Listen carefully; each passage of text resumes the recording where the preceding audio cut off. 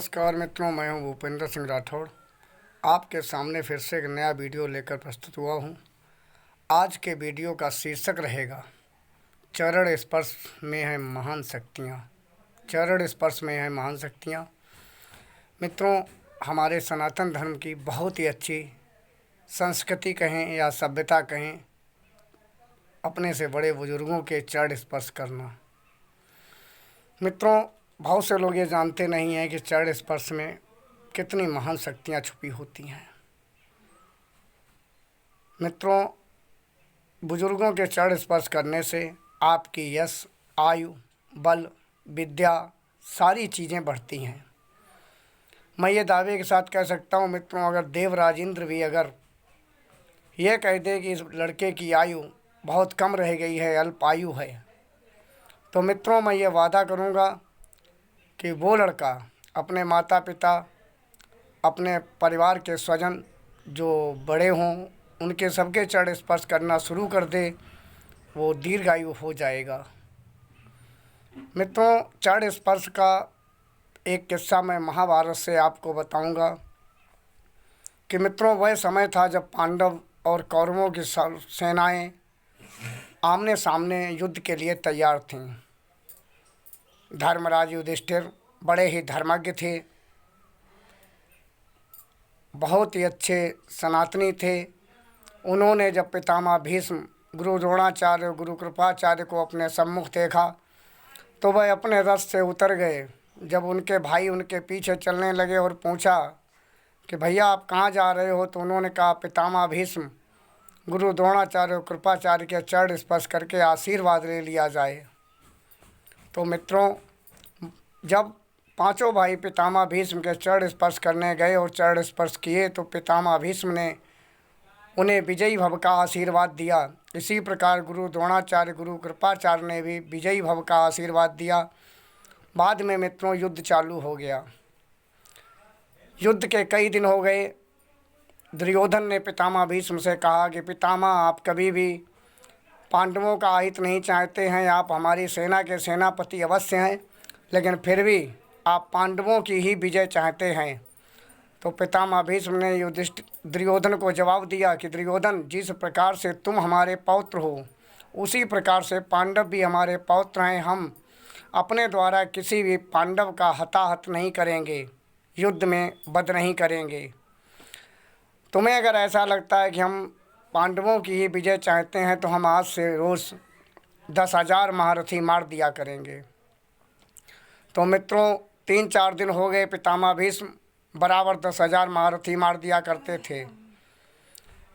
10,000 महारथी रोज़ मरने पर पांडव बहुत ही विचलित हो गए, व्याकुल हो उठे और उन्होंने भगवान श्री कृष्ण से कहा कि हे पार्थ, अब विजय कैसे होगी? पितामह भीष्म को इच्छा मृत्यु का वरदान प्राप्त है और वो 10,000 महारथी रोज़ मार रहे हैं। अगर ऐसे मारेंगे तो थोड़े ही दिन में हमारी सारी सेना मारी जाएगी और सेना नहीं होगी तो विजय कहाँ से होगी? तब भगवान श्री कृष्ण ने पांडवों से कहा कि पितामह भीष्म तुम्हारे पूज्य दादाश्री हैं और वो क्षत्रिय वंश में हैं।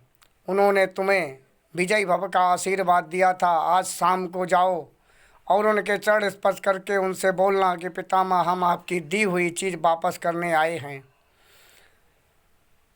तो ऐसा ही हुआ मित्रों। पांचों पांडव पितामह भीष्म के शिविर में गए और उनके चरण स्पर्श किए। जब पितामह ने पूछा कि आप लोग किस प्रकार आए हुए हैं, तो महाराज युधिष्ठिर ने कहा पितामह, हम आपकी दी हुई चीज़ को वापस करने आए हैं। पितामह ने कहा कि कौन सी चीज़? बोले आपने हमें विजय भव का आशीर्वाद दिया है, लेकिन आपके रहते हमारी विजय असंभव है। पितामह भीष्म ने उत्तर दिया कि पुत्र, मैं क्षत्रिय वंश में हूँ, एक बार जो मैं चीज़ दे देता हूँ दोबारा वापस नहीं लेता हूँ, और मैं कभी भी लेडीज़ों के सम्मुख हथियार नहीं उठाता हूँ। पितामह भीष्म ने अपनी मौत का राज भी बता दिया। भगवान श्री कृष्ण को मालूम था कि ये शिखंडी जो राजा धृष्टद्युम्न का पुत्र था, वह पूर्व जन्म में अम्बा नामक लड़की था जो काशी नरेश की लड़की थी। तो भगवान श्री कृष्ण ने पांडवों से कहा कि तुम उस शिखंडी को अपने रथ पर बिठा लो और पितामह भीष्म से युद्ध करो। अर्जुन ने ऐसा ही किया, शिखंडी को अपने सम्मुख कर लिया और पितामह भीष्म से युद्ध करने गए।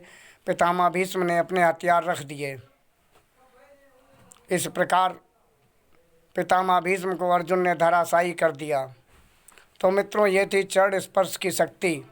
अगर सोचा जाए, अगर पांडव पितामह भीष्म के चरण स्पर्श करने युद्ध से पहले नहीं जाते तो क्या पांडव युद्ध जीत सकते थे? कभी नहीं जीत पाते, क्योंकि पितामह भीष्म को इच्छा मृत्यु का वरदान प्राप्त था। वो भी माँ गंगा के पुत्र थे। देवताओं द्वारा उनकी शिक्षा दीक्षा थी। लेकिन मित्रों, चाहे युद्ध हो, चाहे घरेलू लड़ाई हो, कुछ भी हो, आप चरण स्पर्श की जो परंपरा बुजुर्गों से चली आ रही है उसे आप कभी ख़त्म ना करें। आजकल हम देखते हैं शहरों में जो बच्चे रहते हैं उनके अंदर आज के ज़माने की संस्कृति है ही नहीं। शहर के बच्चे जब गांव में आते हैं तो गांव के चाचा बुजुर्ग इन लोगों के पैर छूने में बिल्कुल शर्माते हैं। वो जानते ही नहीं गांव में ये हमारे चाचा लगते हैं या ताऊ लगते हैं। अगर जानते भी हैं फिर भी पैर नहीं छूना चाहते, क्योंकि उन्हें ये मालूम ही नहीं होता है कि चरण स्पर्श में कितनी महान शक्तियाँ छुपी हुई होती हैं। अरे जो लड़के बुजुर्गों के चरण स्पर्श करते हैं उनका यश बढ़ता है, उनकी आयु बढ़ती है, बल बढ़ता है, उनका विद्या बढ़ती है। ये सारी महान शक्तियाँ चरण स्पर्श में छुपी होती हैं। हम कहते हैं मित्रों कि आप कुछ भी ना जानें, कुछ भी ना सीखें, लेकिन हमारे सनातन धर्म की जो संस्कृति में सबसे अच्छी बात है चरण स्पर्श करना, इसे कभी ना भूलें। आप जिसके भी चरण स्पर्श करेंगे वो बेशक आपका दुश्मन ही क्यों न हो, लेकिन आप जब उसके चरण स्पर्श करोगे तो वो एक बार ज़रूर आपसे कहेगा कि खुश रहो। वो आपको दिल से दुआएं देगा और वो दुआएं आपके हमेशा काम आएंगी। अच्छा मित्रों, इस वीडियो में मैं ज़्यादा क्या बोलूं, अपनी वाणी को यहीं से विराम देना चाहूँगा। बोल भगवान भोलेनाथ की जय।